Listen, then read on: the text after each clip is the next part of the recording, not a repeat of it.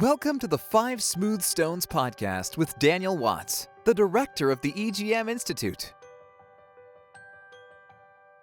Hello, Daniel Watts here with the Five Smooth Stones podcast, and we have a special guest with us today that I've known for a number of years, had the pleasure of working with, and we're going to talk about a really special theme today. So let me introduce to you Krysten Sanderson.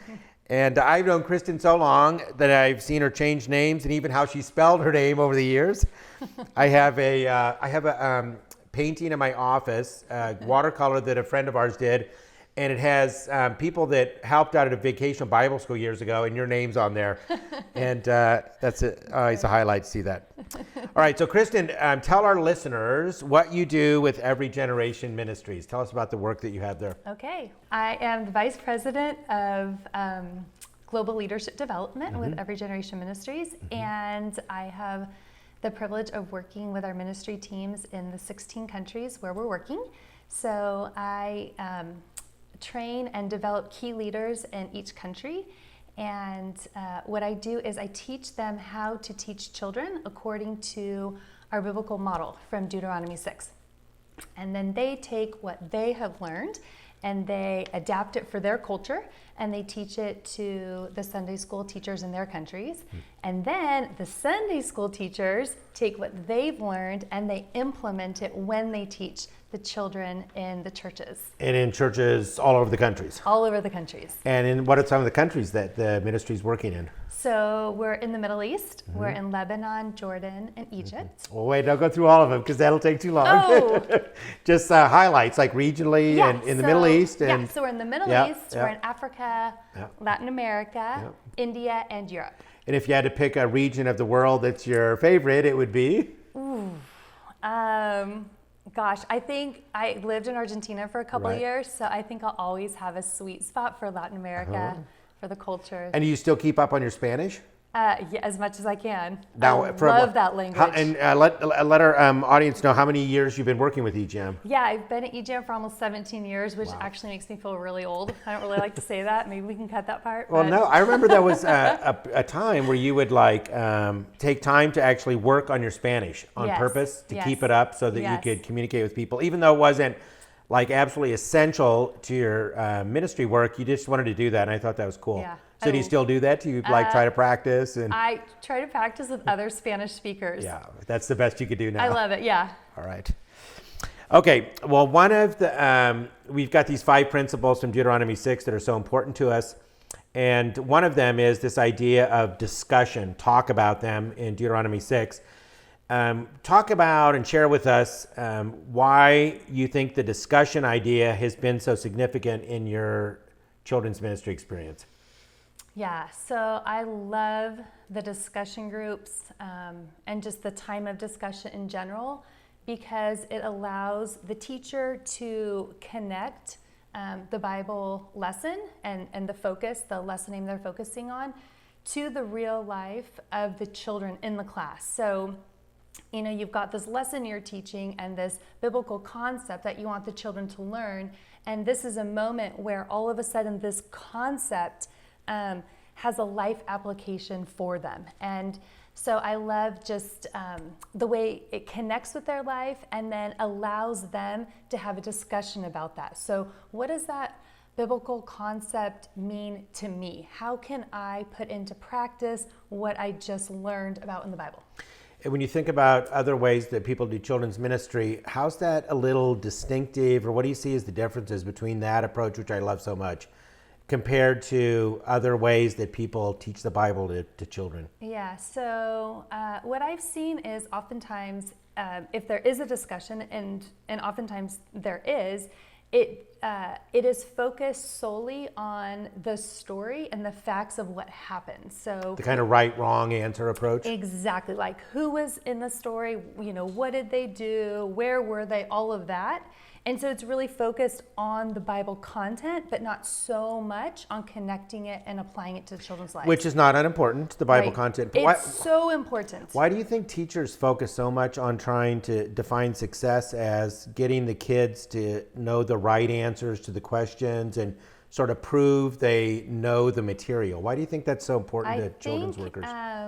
That just comes from all of our experience in school and the way that we've all learned, where so many times in our classes, the teachers asked us questions and they were looking for very specific responses. And so I think that that has been carried over into the church. And I think that that's one of the reasons why it's so prevalent.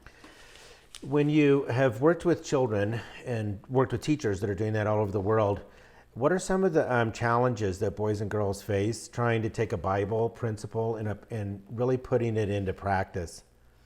Yeah, I think the whole concept is very foreign to them. So I think getting children to participate in Sunday school is something they're oftentimes not used to doing. They're used to just listening and maybe responding to a question with, Jesus being the right answer. Right. Say the right thing. Yeah, right. But to actually think about, a biblical truth like loving someone that's difficult to love, and then internalizing that, and then talking about, is there someone in your life, for example, who is difficult to love? And having the children come up with that. Of course there are. There are in all of our lives, right? Anybody, right, exactly. And then coming up with, what's a way this week that you could love that person. And it's just a very different way for children to think and to internalize Scripture. So I think it's a big challenge, for those reasons. Do you think kids find some value in somebody acknowledging that there's problems like that? You know what I mean? Where yes. Even like just by asking the question and acknowledging. Yes. Yeah. I think they just so appreciate the opportunity to hear about real life. It's something that we want to model as teachers, and then hear from their peers. I think it just normalizes the situation of so many children. The issue I have is an issue someone else has. Yeah. Oh wait, your life's age. Not perfect because you actually look perfect when you come to church and you just sit there, and the children learn. No, we're all real people. We all have struggles, and so we want to create a safe place where they can share those. Well, I feel like when children come to church, like in my own church, they know that there's trouble applying principles. There's challenges. There's blowback, resistance, and it can be really difficult, but they never have a chance to talk about that. No. And so when you give them that opportunity, it's, it can be a little unnerving to them, actually. Yeah, I've noticed that when you transition into this style of teaching, that oftentimes the kids are really quiet because they think that you're looking for a certain answer. Right. And so they're thinking, wait, is there someone in my life who's hard to love? Okay, wait, who does the teacher think I should say or something, exactly. And so I totally agree. It takes a little while for them to realize, oh, wait, there's not, a yes or no or a right or wrong answer. Oh, I have an opportunity to share about my life. Yeah, and the struggles. So if someone were to ask what a discussion group looks like when you're talking with someone leading a children's ministry in a church and they're teaching on Sunday mornings, if somebody asks you, what's a discussion group look like? What is that? Yeah, so it looks like a small group of children with a leader, and the leader first and foremost has to lay a foundation that this is going to be a safe place, that we want you to share, and whatever you share, it's going to stay here. We're not going to make fun of what other people say. This is just going to be a place where we're able to learn about each other and grow in our faith. And then the teacher starts by asking questions about the Bible story. Those are really important. We want to make sure that children understand what happened in the story and who are the main characters and all that. You can't apply the truth in real life if you're not certain what the truth is. Exactly. Yeah, I'm with exactly. you. And then the teacher transitions into questions that are more applicable to the lives of the children.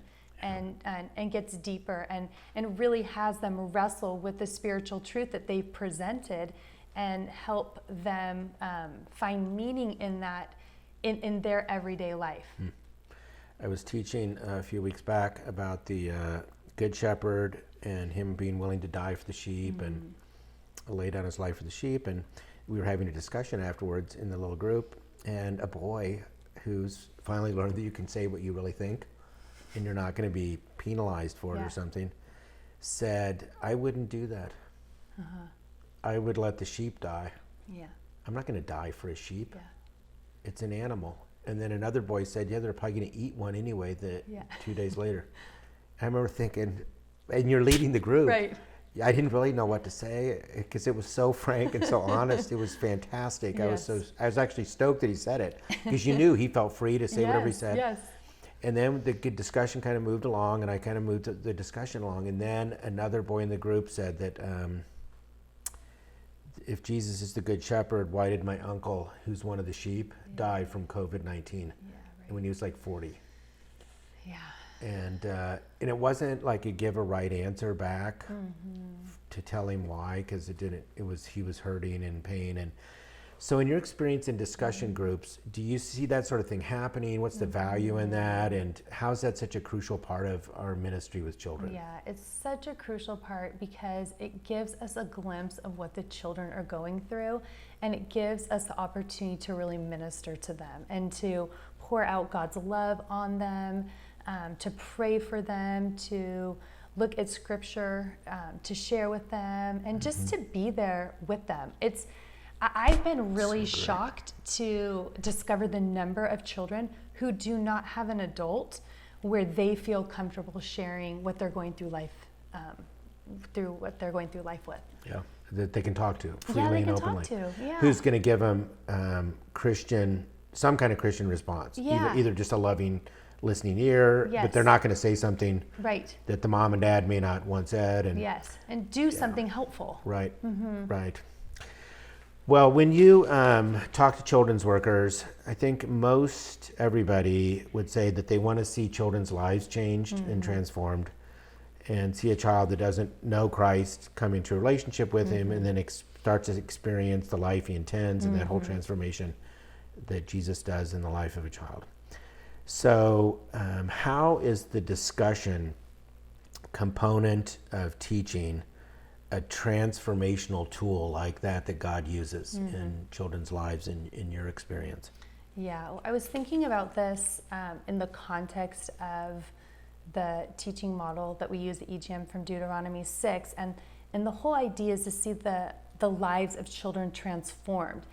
And so how does that happen? It happens with relating these biblical truths to their lives and allowing them to wrestle with them and to think about, like, what does that just mean in general, but then what does that mean to me? And I really think during the discussion times, it opens the door for the Holy Spirit to work also, to touch the life of a child, to put something on their heart, to maybe prompt them to act or speak in a way that's different than how they're regularly, acting. And there's a freedom to... Yeah, absolutely. And so I see it as a wonderful opportunity to allow children to grow spiritually and to become more Christ-like. Have you seen examples where you're leading to discussion and it's focused on, for example, the Good Shepherd and how God will take care of us and protect us and Jesus is our shepherd and so on, and then in the discussion, a response that's like emotionally charged or something has nothing to do with? Yes. How do you respond to that? How do you do ministry in that kind of context? Yeah. So you know what I'm talking about, right? Where it's absolutely. like, where did that come from? But it's like loaded. You know that the child has something on their heart and is really going through something and has this opportunity. Right. So I like to take the time to minister to that child, and just so that they feel heard. I think there's just something so healing in knowing that someone cares about what you're going through. So I like to take a little time and to focus on that child, but I also like to try to get back to the lesson aim, or if the lesson just seems to be going down a different path and other children are sharing, just also to be in tune, with the Spirit. Holy Spirit's leading. Exactly.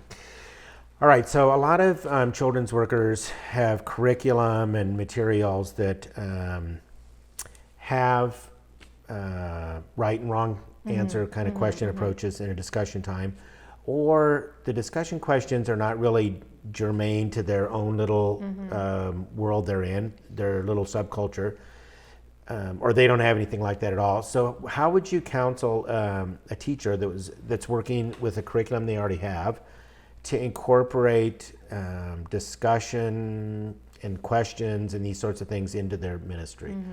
What counsel would you give them? Yeah, so I would say the first thing would be to start with your lesson focus, your lesson aim, the spiritual truth, you want the children to learn.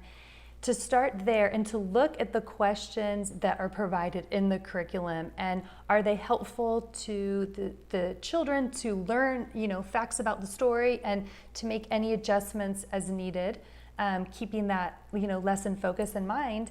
And then to add on questions, that have to do about the children's real lives. So for example, if you're teaching the story of David and Goliath and you're focusing on the truth that I can trust in God even when I don't know what's going to happen, like David did, that's the opportunity to add a question of, is there a situation in your life where you need to trust in God like David did, even though you don't know what's coming, you don't know what's going to happen. Yeah. Do you find, you just made me this is a conviction I've had over the years, do you find that teachers, because of the right and wrong answer approach and so on, a lot of them haven't spent very much time thinking about the issues that children have when they come to church on Sunday morning? You know what I mean? Where you're teaching, but you don't really know that a lot of the kids are in single parent families, maybe. A lot of kids are in economic depressed situations, or in really wealthy situations where the parent may be quite busy working, but they're not very attentive to the children. And how do you help teachers become more aware of what's going on in the lives of children? Because that's such a crucial part of this, right? Well, for sure. I mean, the teachers need to take time to get to know the children. Yeah. They need to take time to ask them questions about their lives, how things are going at school, with their family, what they're interested in. Yeah. They need to have the opportunity to learn about the children, but the children also need to have the opportunity to share and to know that the teacher cares about them, is interested in what's going on in their life. And definitely, I mean, even when, I see decent discussion questions, I have to think about, what are the children going through? What is applicable to them? Oh, are they all in quarantine because of COVID? Or, what is happening that I know about, and how can I craft these in a way that's really going to resonate with the children and meet them where they're at? How do you think that ties back to the whole relational ministry approach that, is the first principle? It's like the key to all of this. Yeah. Like the relational part of ministry, it just absolutely has to be there, because a child is not going to open up if that foundation has not already been laid. If they don't think you care about them, you're interested in what they're going to say, that this is a safe environment where they're accepted and loved. And it's part of the relationship, is wanting to know about siblings, family, school, all those sorts of things. And we talk about how the relationship, it needs to be like, it starts at the beginning, but then it needs to just keep going throughout the whole lesson, right? Absolutely. All right, well, we have a lot of children's workers listening in, and they need encouragement. You know how challenging and difficult things can be sometimes. And I see a lot of posts, and I get emails from people. I don't know them except for social media contact, about how challenging it is. The pastor doesn't support me. There's no budget for the vacation Bible school that they told me I have to do, and just lots of challenges, blowback from parents, that kind of thing. What is a encouraging word that you would give to children's workers to finish up our time? Well, I would definitely want to say, I know how challenging it can be for the reasons that you just stated, and additional reasons when children are acting out and they're not paying attention. You've prepared this lesson, things just are not going the way you planned. So I would just encourage all the teachers to keep doing what they're doing, to keep ministering to children, because the children are listening, and they, even when you don't think they are. Right. And they are learning, and God is using what you are doing to deposit spiritual truth into the lives of these children. Yeah. And it is going to grow over time. So I know that it can be very, very challenging and very difficult, but I would just encourage you to continue loving on these children and allowing God to use you to minister his love to them. That's awesome. All right, well, thank you for joining us for this week's podcast. And thanks, Krysten, for being with us. Thank you. And for sharing with us. It's awesome. So we'll see you next week, and thanks for joining us. We hope you enjoyed today's podcast. Our next 5 Smooth Stones podcast will be this same time next week. To learn more about life-changing children's ministry, check out the EGM Institute website at www.egminstitute.org.